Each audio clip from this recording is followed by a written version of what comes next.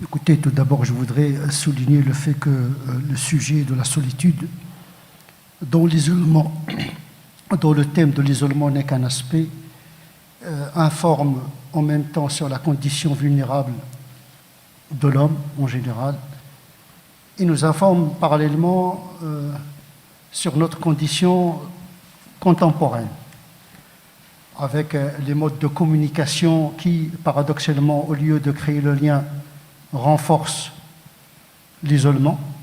Vous pensez à Internet, là, notamment? J'y reviendrai. Et j'aimerais aborder cette question selon trois niveaux.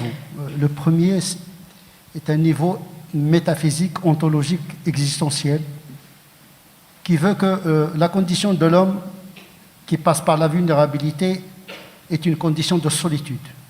D'abord, l'homme naît tout seul, meurt tout seul, traverse le désert existentiel tout seul, malgré les relations qu'il entreprend. Nous sommes des solitaires ontologiquement parlant, comme une cellule dans un tissu qui forme un organe, isolé par la membrane, identité isolée, mais en même temps, cette membrane est perméable qui permet les échanges. Donc, nous avons une double identité, le repli, l'isolement, la solitude et l'ouverture, parce que ouverture sans solitude n'a aucun sens. Donc, il y a un aspect existentiel métaphysique qui nous permet de méditer sur la condition de l'être humain en général. Ça, c'est le côté théologique qui intéresse les théologiens, les métaphysiciens et les philosophes. Il y a l'aspect de la solitude conscientisée, choisie.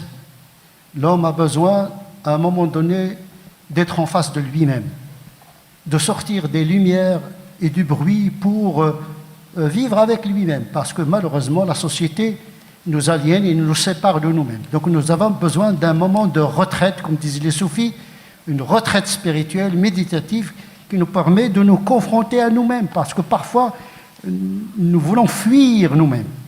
Et donc la retraite et la solitude nous permettent de vivre pleinement avec nous-mêmes.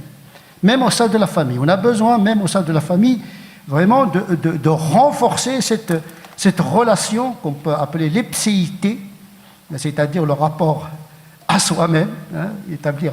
Et ça ne peut se faire que dans la solitude, en dehors du bruit extérieur qui nous empêche de vivre avec nous-mêmes. Donc, les monastères, les retraites et tous les mystiques, ils ont vraiment nous ont enseigné ce besoin de se recueillir et de communiquer avec la transcendance et l'absolu pour mieux vivre avec soi-même et avec les autres.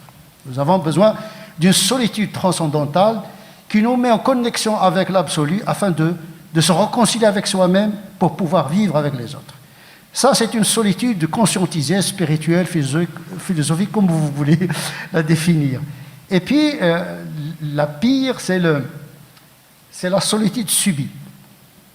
C'est ce qu'on appelle l'isolement. Il ne faut pas croire que l'isolement ne touche que les vieilles personnes. Ça touche les enfants dans la cour de la récréation déjà. L'harcèlement, l'isolement. Donc l'expérience de l'isolement, les gens la vivent depuis le bas âge. Isolement dans la famille, isolement dans la cour de récréation, dans la société également. Surtout que notre État, l'État républicain, qui ne reconnaît que le citoyen, a favorisé indirectement l'atomisation de la société en ne reconnaissant pas les communautés.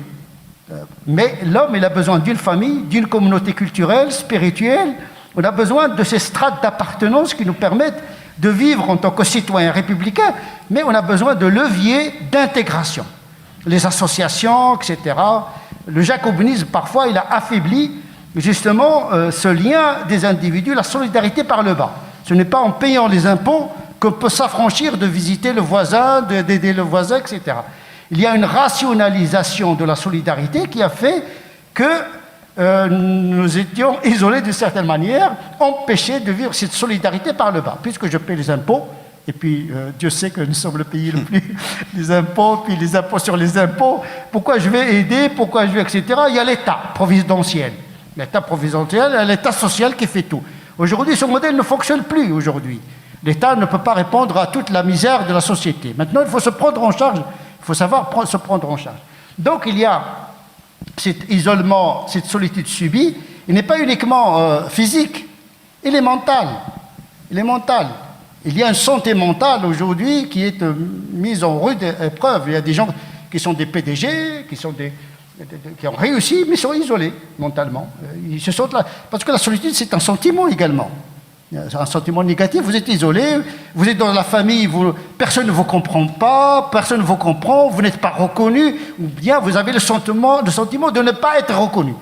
Donc nous sommes devenus des foyers d'émotions qui parfois renforcent cet isolement qui est mental. Et puis, bien sûr, il y a l'isolement physique, les handicapés, ceux qui n'entrent pas dans les canons esthétiques, les femmes, les hommes qui n'entrent pas dans les moules, ils sont exclus.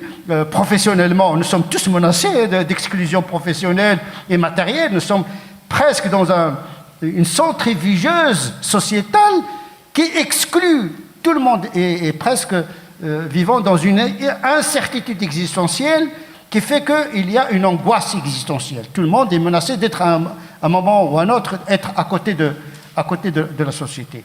Donc, comment répondre à cela? L'État ne peut pas répondre à tout cela. Maintenant, il faut une culture de solidarité, d'attention. Seul le vulnérable, conscient de sa vulnérabilité, peut faire attention aux autres. D'ailleurs, les femmes font plus attention aux autres parce qu'elles sont conscientes de leur vulnérabilité. Là où il y a la vulnérabilité, il y a la solidarité. Donc, il faut que la vulnérabilité soit un paradigme solidaire. C'est ce qu'on appelle le CARE, qui est inventé en Amérique, c'est-à-dire il est devenu un modèle politique. C'est-à-dire tout le monde doit se sentir vulnérable. Parce que seul ce sentiment de vulnérabilité, malgré la puissance apparente de notre personne, on est vulnérable. Et seul un vulnérable, il peut faire attention, le souci de l'autre, avoir le souci de l'autre. Et ça, on doit être éduqué. Je pense que la solution, c'est dans l'éducation. Il faut changer. L'école n'apprend pas uniquement les mathématiques, la physique, etc. Elle apprend également la solidarité. Je pense que c'est une partie de la solution, être solidaire. Et ça touche, comme j'ai dit, depuis l'enfance jusqu'à la vieillesse. Et la pire de l'isolement, c'est l'isolement mental et psychiatrique et psychologique. C'est de la souffrance mentale que vivent beaucoup de gens parce qu'ils ne sont pas reconnus. L'atomisation des familles, les liens entre les communautés, dans la société. Et aujourd'hui, le clivage politique est en train d'isoler les communautés les unes des autres. Théorie de remplacement, théorie etc. Là, vraiment, on est en train de généraliser ce qu'on appelle l'isolement, qui pourrait aboutir à une guerre civile. Et donc, effectivement, la solitude, l'isolement, c'est quelque chose qui dépasse uniquement le fait que les vieux, nos aînés sont isolés, mais nous risquons d'être tous isolés si on ne vit pas ce sentiment noble de vulnérabilité, parce que notre condition, c'est la vulnérabilité. Le Coran dit « L'homme est créé dans la condition de vulnérabilité. C'est ça sa force. Sa force est dans la vulnérabilité. Celui qui n'est pas vulnérable, qui ne se sent pas la vulnérabilité, il est dangereux. Donc le sentiment de puissance est catastrophique pour notre humanité. Soyons aux côtés des vulnérables.